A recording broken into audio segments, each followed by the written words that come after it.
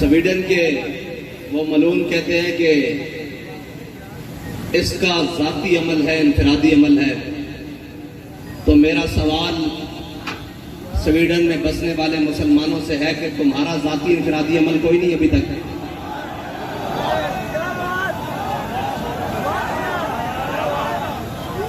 اگر تم کلمہ پڑھتے ہو تو تمہارا بھی ذاتی انفرادی عمل اس وقت بہت سارے ہو جانے چاہیے تھے. بس اس کا تو دوسرا حل ہے ہی کوئی نہیں. اور دوسرا اگر اس کا ذاتی ہے تو پھر تمہارا بھی تو ذاتی خالد بن الولید والا ہونا چاہیے. تمہارا ذاتی عمل بھی تو عمر بن خطاب والا ہونا چاہیے.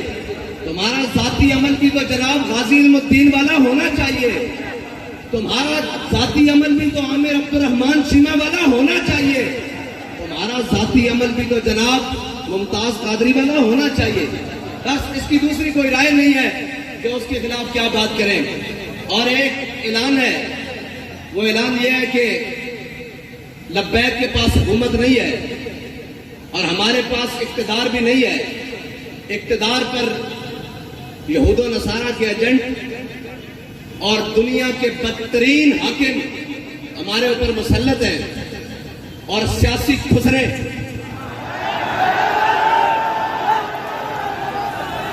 وہ ہمارے اوپر مسلط ہیں اور جن کا نہ دین ہے نہ ایمان ہے، وہ صرف اور صرف اقتدار کی ہوس میں اپنا سب کچھ بیچنے کے لیے تیار ہیں. انہوں نے پوری قوم کی عزت بھی بیچ ڈالی ہے.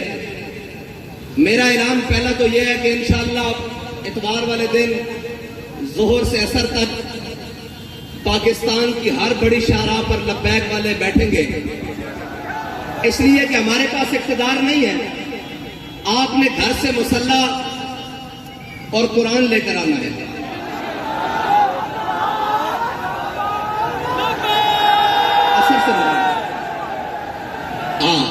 عصر سے مغرب تک سب نے اتوار والے دن قرآن اور مصلح لے کر آنا ہے. ہاتھ اوپر کرو جو لے کر آئے. پاکستان کی ہر بڑی شاہراہ پر لبیک والے، جیسے لاہور ہے تو لاہور میں مال روڈ پر، کراچی ہے تو شاہراہ فیصل پر، اسلام آباد ہے تو شاہراہ دستور پر. اس طرح جناب بڑی بڑی شاہراہوں پر قرآن اور مصلح لے کر آنا ہے. ٹھیک ہے جی.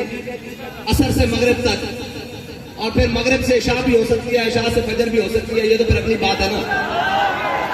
قرآن اور مصلح، اور اپنے بچوں کو بھی ساتھ لے کر آنا ہے. اپنے بوڑھوں نہیں مر گئے یار، بوڑھے کچھ نہیں ہوتا ہے. بوڑھوں پر بھی ساتھ لے کر آنا ہے، نوجوانوں کو بھی ساتھ لے کر آنا ہے. گھر میں کوئی بندہ نہ رہے. ٹھیک ہے بھائی. جتنے لبیک والے ہیں سارے مین شاہراہوں پر، اگر شہر دور ہیں تو جو ان کے قریب مین سڑکیں بنتی ہیں وہاں پر آئیں گے. یہ ہمارا اعلان اس وقت ہے جب تک لبیک کے پاس حکومت نہیں ہے. اور اگر لبیک کے پاس حکومت ہوتی آج کے دن تو پھر کوئی تحریکی مارچ ریلیوں کا اعلان نہیں ہوتا. صرف ایک پی ٹی وی کا مائک ہوتا اور جو بھی لبیک جس کو حاکم بناتی وہ سامنے ہوتا اور وہ کہتا کہ گھروں سے ایک مسلح اور اپنا ہتھیار اور اپنی سواری لے کر شاہراہوں پر.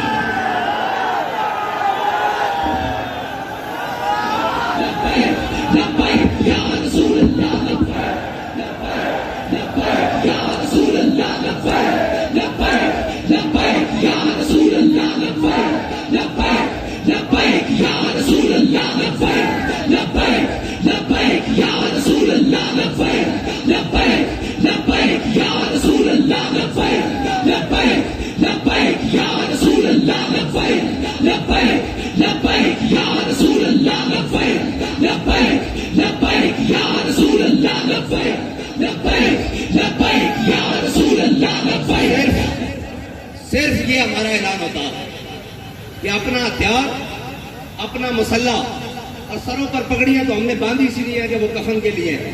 ویسے بھی سفید سوٹ باندھتے ہیں، ویسے بھی شہید تو جس حالت میں بھی چلا جائے.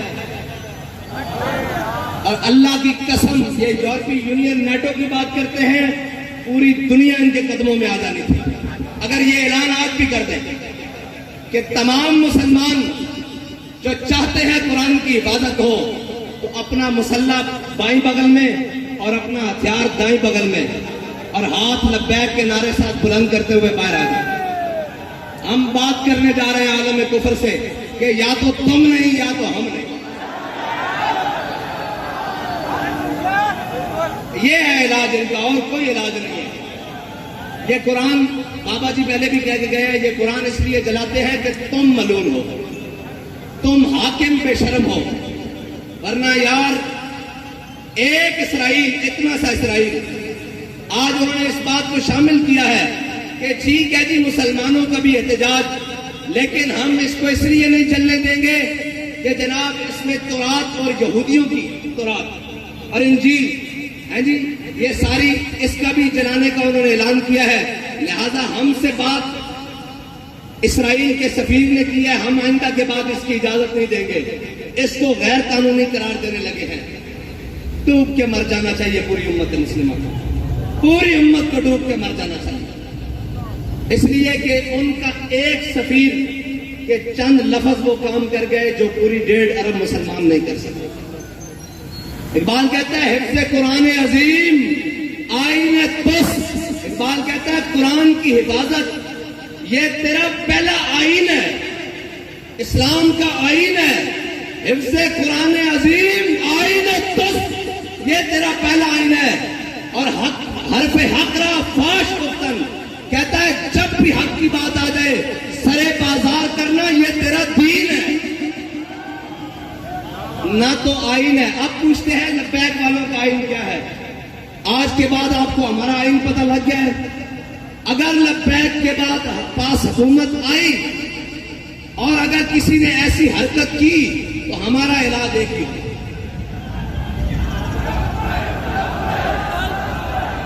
اور ہمارے جو باہر بیٹھے ہیں نا بھائی، وہ کہتے ہیں جی یہ جہاد کا نعرہ نہ لگائیں، ان کو تکلیف ہوتی ہے یورپ کو۔ میں کہتا ہوں دب کے لاؤ تاکہ انہوں کی پیڑ پوری ہوئے۔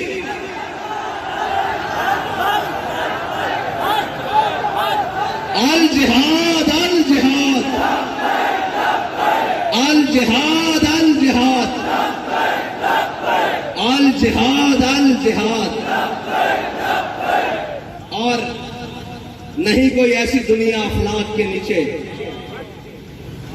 نہیں کوئی ایسی، اقبال کہتا ہے نا نہیں کوئی ایسی دنیا افلاک کے نیچے بیمار کا ہاتھ آئے تخت جموں کا۔ اقبال کہتا ہے دنیا میں کوئی ایسی جگہ رہ نہیں گئی کہ مسلمان کہیں ہم وہاں عزت سے حکومت کر رہے ہیں۔ اقبال کہتا ہے اس کا ایک ہی طریقہ ہے کہ جہاد کے لیے محمد عربی کی تلوار اٹھا لو۔ نہیں کوئی ایسی دنیا افلاک کے نیچے بیمار کا ہاتھ آئے تخت جموں کا۔ اور آگے اقبال کہتا ہے کہ دل کی آزادی شہنشاہی شکم سامان موت، اوپر سے لے کے نیچے تک شکم کے لیے بیٹھے ہوئے۔ دل کی آزادی ہے ہی نہیں، اگر ہوتی تو پھر قرآن کی قرآن کے حرمت کے لیے بات ہوتی، قرآن کے تحفظ کے لیے بات ہوتی۔ ایک سے ایک بڑھ کے لائن آئے، کہتے ہیں جی یہ جناب ایسے آئیں گے، یہ وہ آئیں گے، پاکستان کو ایسا کوئی بھی نہیں ملے گا۔ جب تم نے قرآن کو چھوڑ دیا، حضور کی ناموس کو چھوڑ دیا، ہمیں کوئی پرواہ نہیں، تم سارے سمیت چل جائے، تمہارا سب کچھ چل جائے، زمین و آسمان آفات و بلیات سب چل جائے، ہمیں اس سے پرواہ نہیں۔